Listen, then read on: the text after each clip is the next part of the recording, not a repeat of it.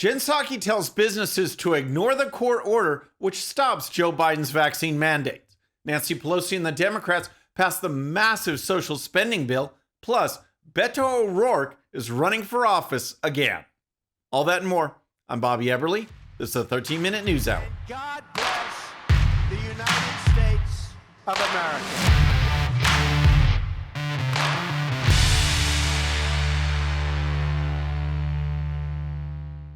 Okay, friends, welcome to the show. Happy Friday. I hope you had a great week. If you're new to the show, thank you so much for tuning in.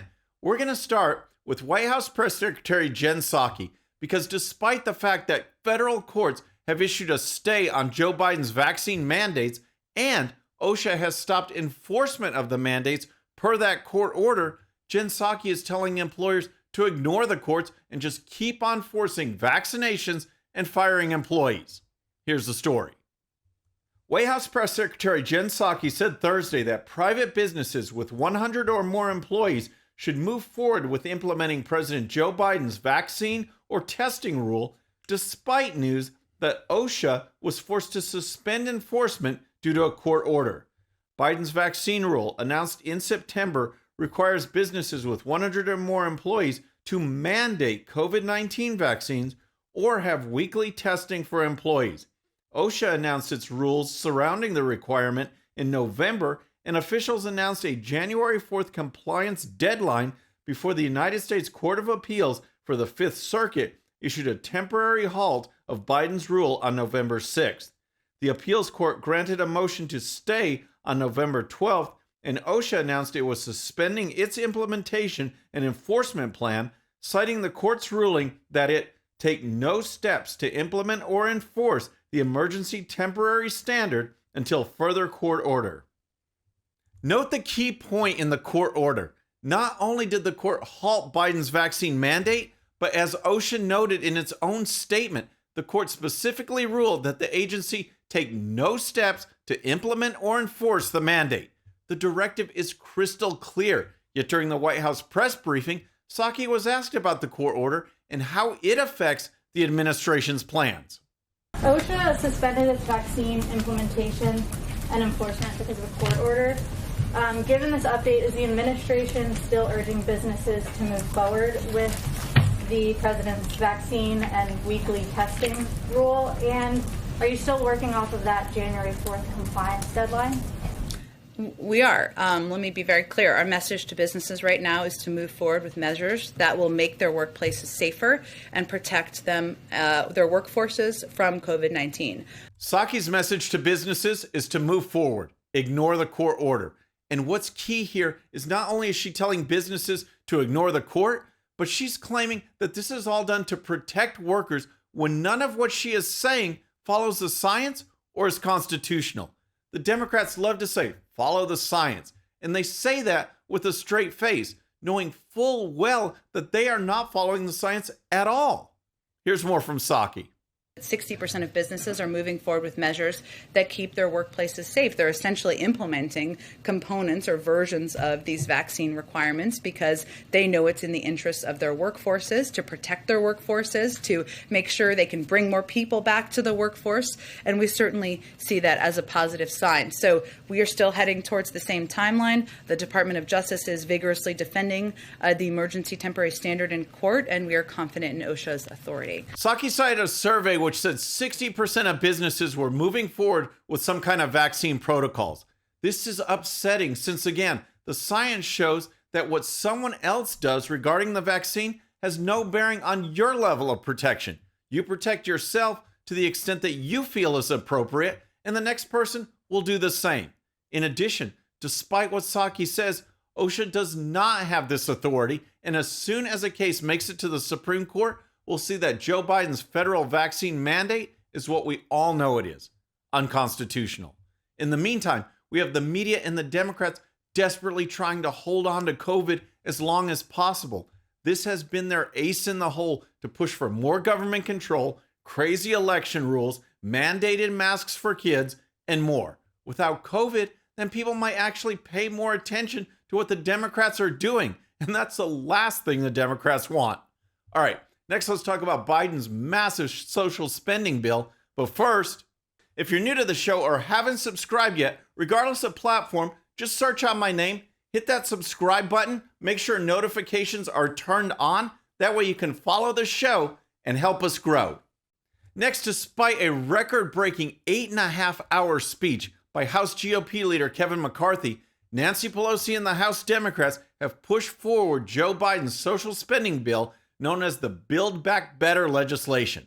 So, first we had the $1.2 trillion infrastructure bill that was passed with Republican support, even though it is a terrible bill and the Democrats couldn't even get enough votes in their own majority to pass it themselves. Now, we have the even more expansive social spending Green New Deal bill that will add about 1/3 $1 trillion to the deficit and usher in new government powers and control. Nancy Pelosi had hoped to vote on the bill on Thursday, but McCarthy put a floor speech together that lasted 8 hours and 32 minutes, in which he blasted the Democrats for pushing an agenda that is completely out of touch with the American people. Here's the story. In his scathing floor speech, McCarthy described the legislation as the single most reckless and irresponsible spending bill in our nation's history. He criticized nearly every proposal included in the $1.75 trillion package, dubbed the Build Back Better Act, as well as the Biden administration's broader policies. McCarthy said Democrat lawmakers were out of touch with the needs and wishes of ordinary Americans. Republicans universally opposed the legislation, which they denounced as a fiscally irresponsible initiative that will exacerbate the inflation crisis, damage the long-term economy, and introduce too large a degree of socialism. He asserted the bill would result in higher prices for U.S.-made products, higher energy costs, immigration policies that will worsen an ongoing border crisis, and nationalize Washington-centered education at schools. From bank surveillance to bailouts, this bill takes the problems President Biden and Democrats have already created and makes them much, much worse, McCarthy said. This is a terrible bill, and keep in mind that it all started back when Senate Republicans voted to end the filibuster and proceed with both the infrastructure bill and the reconciliation bill that was voted on today. Despite the efforts of most Republicans and McCarthy's marathon speech, Pelosi was able to get her Democrat caucus in line, and the bill passed 220 to 213 this morning. It will now head over to the Senate, where hopefully it will get cut up, trimmed down, or flat out rejected. And think back to just a few weeks ago when some of those 13 House Republicans who voted yes for the infrastructure bill actually said that their yes vote would give them more leverage on today's vote. Raise your hand if you believe that one. All right, next, Robert Francis O'Rourke has thrown his hat into the ring in a race for governor of Texas. Beto, as the Irishman calls himself, ran for Senate and lost. He ran for president and lost. Now apparently he feels he is flat out entitled to an office because the two-time loser is running for governor. Here's part of his announcement.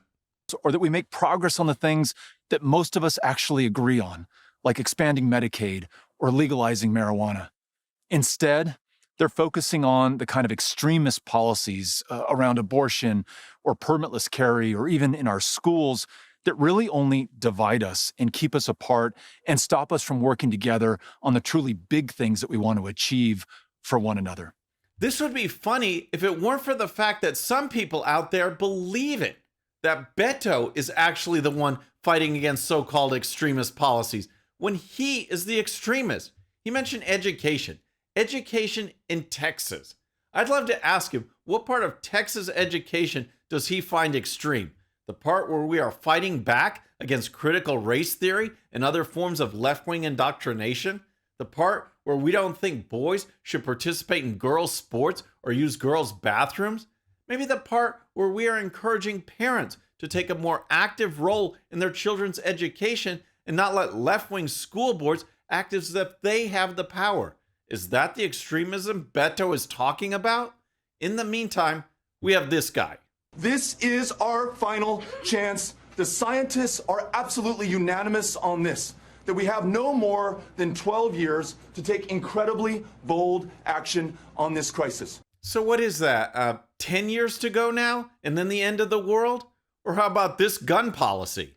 If we're able to pass mandatory buybacks and I'm able to sign that into law, then I fully expect our fellow Americans to turn in their AR-15s and their AK-47s. Oh, I see. So Americans would just turn in their guns because the government under Beto would tell them to do so. But what if the American people didn't turn them in? For anyone who does not and is caught in possession or seen in possession of one of these weapons of war, one of these instruments of terror, that weapon will be taken from them and they will be fined. We don't need this guy anywhere close to a public office ever again. As noted in the Washington Times, O'Rourke is trying to stake out the middle ground this time after going to the far left in his presidential run. Mr. O'Rourke's opening message in the gubernatorial campaign represents a U-turn from his presidential bid. Competing for the support of base voters in a crowded Democrat presidential race, Mr. O'Rourke staked out liberal positions to attract voters in early primary states and big donors from New York and California. Prior to that, he really hadn't said anything, Dave Carney, a senior advisor to Mr. Abbott, told the Washington Times.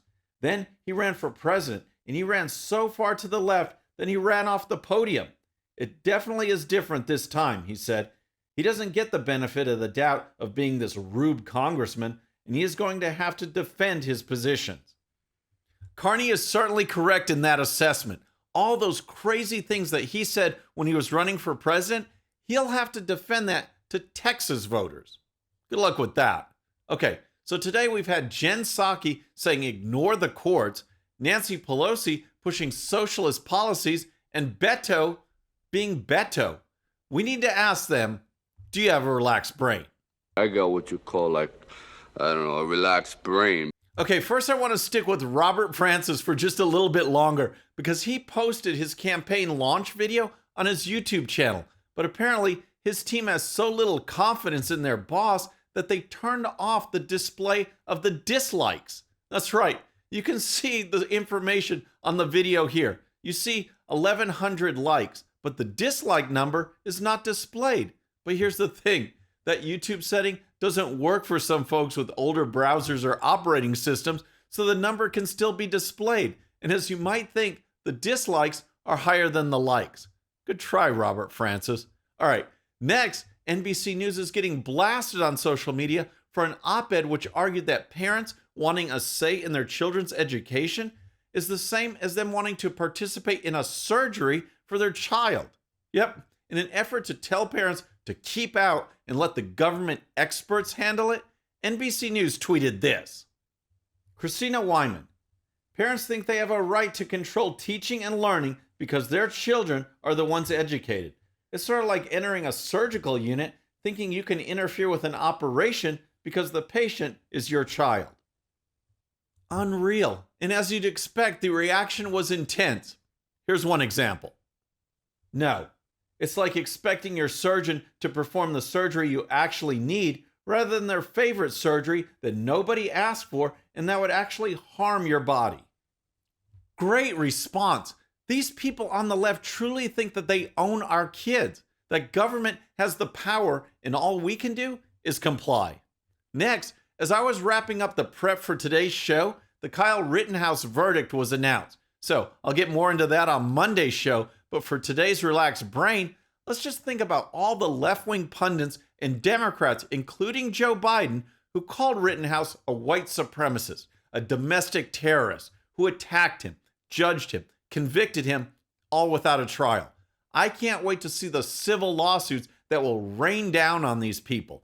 Justice was served on the criminal side. Now the civil side will have its day. Next, here's some headlines from the Babylon Bee, breaking news. And first, we have more from White House Press Secretary Jen Psaki. Psaki says high gas prices are good because Americans will be forced to drive greener Flintstones cars. And then, even though this is from the Babylon Bee, this one could actually be real if you think about CNN or MSNBC in the Kyle Rittenhouse case. Op-ed. We don't need due process for people we know are guilty.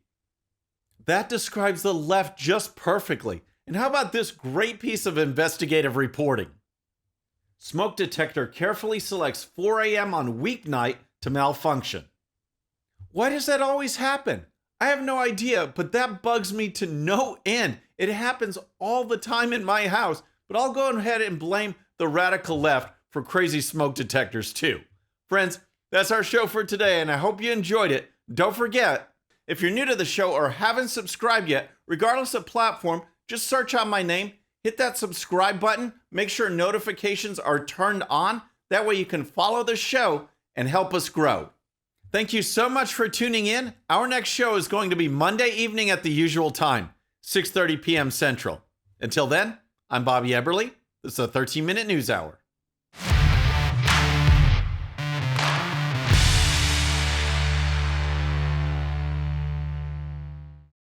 All right, friends, thanks again for tuning in. I really appreciate it. And before you go, please hit that subscribe button above. Once you do, tell your friends, share it, spread the word about the 13-minute news hour so we can keep growing.